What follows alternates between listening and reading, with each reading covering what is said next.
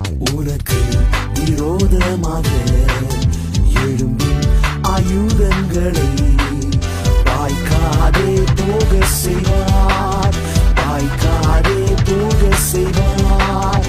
உனக்கு விரோதமாக எழும்பும் ஆயுதங்களை வாய்க்காதே போக செய்வார், வாய்க்காதே போக செய்வார். தந்தை, மகன், தூய் ஆவியின் திரியேக நாமம் நம் அனைவரையும் ஆசீர்வதித்து காப்பதாக. ஆமீன். கிறிஸ்துவுக்குள் அன்பான தமிழ் சுவிசேஷ லுத்தரன் திருச்சபை பேராயர், ஆலோசனை சங்க செயலர், உறுப்பினர்கள், வாரிய தலைவர்கள், சபைகுருமார்கள், சபை மக்கள் அனைவருக்கும் 320ஆம் ஆண்டு மிசியோன் தோத்திர திருநாளின் வாழ்த்துக்களை தெரிவித்துக் கொள்கிறேன்.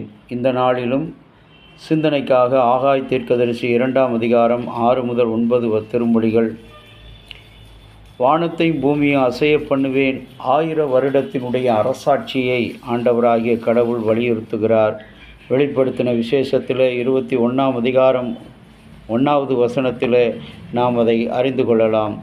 சகல மக்களினத்தையும் சகல மக்களையும் வேறுபாடு இல்லாமல் எல்லா இன மக்களையும் அரசுகளையும் அங்கு குறிக்கின்ற அடையாளமாக ஆண்டவராகிய கடவுள் சகல ஜாதிகளிலும் விரும்பப்படத்தக்கவரின் 2வது வருகையை குறித்து வலியுறுத்துகிற ஒரு ஆழமான ஒரு காரியம். அப்படியாக இந்த கடவுளுடைய 2ஆம் வருகை இந்த திருச்சபைக்கு மிசியோன் திருநாளாக வழங்கப்பட்டிருக்கிறது. 8வது திருமொழியை பார்க்கும்போது, உலகின் செல்வங்களெல்லாம் கர்த்தருடையவைகள், வெள்ளியும் பொன்னும் தேவை என்று அதன் பின்பு ஓடுகிற மக்களுக்கு பரலோக ராஜ்யம் சொந்தமாக இராது. அதுவே அவர்களுக்கு பிறப்பிடமாக ராஜ்யமாக காணப்படும். கர்த்தருக்கு உகந்தவர்கள் அல்ல, வெள்ளியையும் பொன்னையும் விரும்பாதவர்களுடைய ஊழியமே சிறந்து விளங்கும் என்று அப்போஸ்தலர் 3:6 அப்போஸ்தலனாகிய பவுல் சொல்கிற அந்த காரியத்திலே கண்டுகொள்ள முடியும்.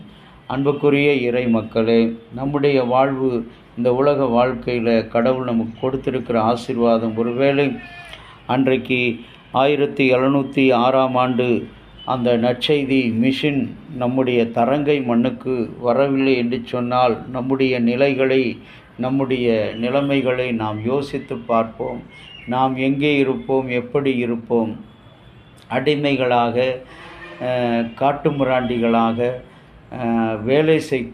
கூலி வேலைக்கு அடிமாடுகளாக அழைத்து செல்லக்கூடிய ஒரு இழிநிலைக்கு, அவமானம் உள்ள ஒரு நிலைக்கு நீங்களும் நானும் தள்ளப்படுவோம். ஆனால் ஆண்டவராகிய கடவுள் இந்திய தேசத்தை நேசித்திருக்கிறார். ஆகவே தான் அந்த நற்செய்தியை கொண்டு வந்து மிசியோன் திருநாளாகிய ஜூலை 9ஆம் தேதி கொண்டு வந்து இந்த மண்ணிலே சீகன்பால், ப்ளூச்சோ போன்ற இறை அடியார்கள் மூலமாக கொடுத்திருக்கிறார். ஆனால் இவர்கள் இதற்கு முன்னதாகவே அநேக இறை அடியார்களும் வந்திருக்கிறார்கள். கடவுளுடைய நற்செய்தியை சுமந்து வந்திருக்கிறார்கள். அவர்கள் உலகத்தில் செல்வம் யாவும் வேண்டாம், எல்லாமே கர்த்தருடையது, கர்த்தர் நமக்கு தருவார். இன்றைக்கு ஆலயம் கட்டுவதற்காக அநேக காரியங்களிலே நாம் முயற்சி செய்கிறோம், நன்கொடைகளை பெறுகிறோம். ஆனால் கர்த்தரிடத்தில் இருந்தபோது மக்களுக்கு கூலி கொடுத்து ஆலயம் கட்டுவதை ஊழியம் செய்வதற்கும் கர்த்தர் அந்த ஊழியத்தை கடவுள் விரும்பவில்லை. நமது மக்கள் தாங்களாக முன்வந்து பணி செய்வதையே கர்த்தர் விரும்புகிறார். கர்த்தருக்கு என்று ஏதேனும் பணி செய்கிற மக்களாக நாம் இந்த நாளிலே அழைக்கப்படுகிறோம். அப்படி கர்த்தருக்கு பணி செய்கிறவர்களாக கடவுள் நம்மை முன்குறித்திருக்கிறார். அவருடைய முன்குறித்தலுக்கு இன்றைக்கு ஒப்பு கொடுக்கிற யாரெல்லாம் இன்றைக்கு ஆண்டவரிடத்தில் தன்னை ஒப்பு கொடுத்து கடவுளுடைய ஊழியம், அந்த ஊழியத்தை நான் நிறைவேற்ற வேண்டும் என்று நினைத்து நம்முடைய உடல், பொருள், ஆவி, திறமைகள் எல்லாவற்றையும் ஊழியத்துக்காக ஒப்பு கொடுக்கிற நல்ல மனப்பக்குவத்தை கடவுள் இந்த நாளிலே எதிர்பார்க்கிறார். அப்படி மனப்பக்குவம் இல்லாத அந்த மக்களை அவருடைய மகிமை இழக்கச் செய்கிறார். அவர்களை மண்ணோடு மண்ணாக்குகிறார். அன்புக்குரிய இறை மக்களே, 1706ஆம் ஆண்டு நம்முடைய தமிழ் மண்ணுக்கு வந்த அந்த நற்செய்தி இன்று வரை நம்மை மலரச் செய்திருக்கிறது, நம்மை மகிமை அடைய செய்திருக்கிறது, ஆண்டவருடைய நாமத்தை மாட்சிமை அடைய செய்திருக்கிறது.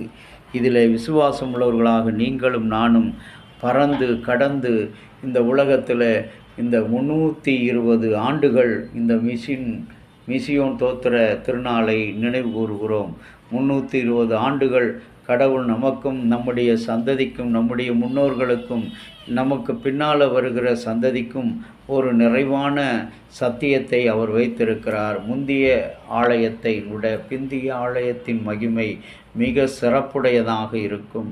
ஆகவே பொன்னையும் வெள்ளியும் நம்பி ஓடுகிறவர்கள், இன்றைக்கு பணத்தையும் தொழிலையும் நம்பி ஓடுகிறவர்கள், கர்த்தரை மறந்து ஓடுகிறவர்கள், கர்த்தரை இழந்து திரிகிறவர்கள், அவருடைய பண்புக்கும் அன்புக்கும் அருகதற்றவர்களாக இருக்கும். இன்றைக்கு தேவனுடைய கரத்தில் நம்ம ஒப்பு கொடுப்போம்.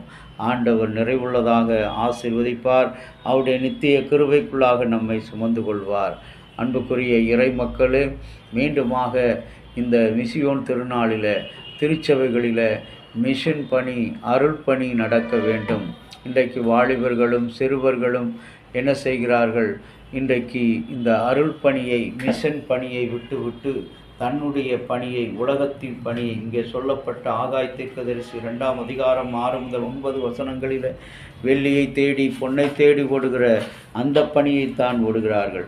வெள்ளியையும் பொன்னையும் நமக்கு தருகிற அந்த வேலையை நோக்கி ஓடுகிறார்கள். ஆனால் ஒன்றும் இல்லை என்று நடத்துகின்ற அந்த வேலையை எப்பொழுது மனிதன் தேடுகிறானோ அவனுடைய ஆத்துமாவுக்கு அது புஷ்டியாக இருக்கும், ஆத்துமாவுக்கு சமாதானமாக இருக்கும்.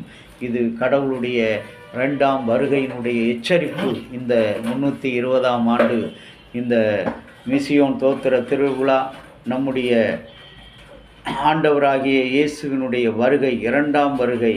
அவர் அக்கினியோடு இந்த பூமியை அசைக்க வருகிறார், இந்த பூமியை அசைக்க வருகிறார், கல்லான இருதயங்களை அசைக்க வருகிறார், சதையான இருதயத்தை வைக்க வருகிறார்.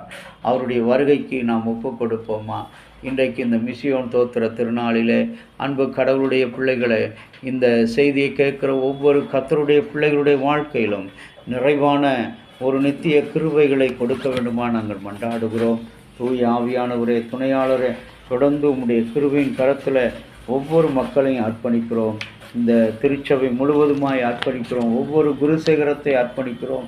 ஆண்டவரை அங்கு இறைப்பணி நடக்க, அருள் பணி நடக்க ஆண்டவரை நோக்கி நாங்கள் மன்றாடுகிறோம்.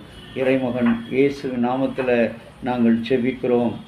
அன்புள்ள பரலோக பிதாவே, நீர் நியாயமாய் கொடுத்த, நித்தியமாக கொடுத்த இந்த மிசியோன் தோத்திர திருநாளை நாங்கள் நன்றி உள்ள இருதயத்தோடு நினைக்கிறோம், வாழ்த்துகிறோம், வரவேற்கிறோம். உடைய அன்பின் பிரசன்னம் எங்களிலே குடிகொண்டிருக்க உம்மையே துதித்து போட்டு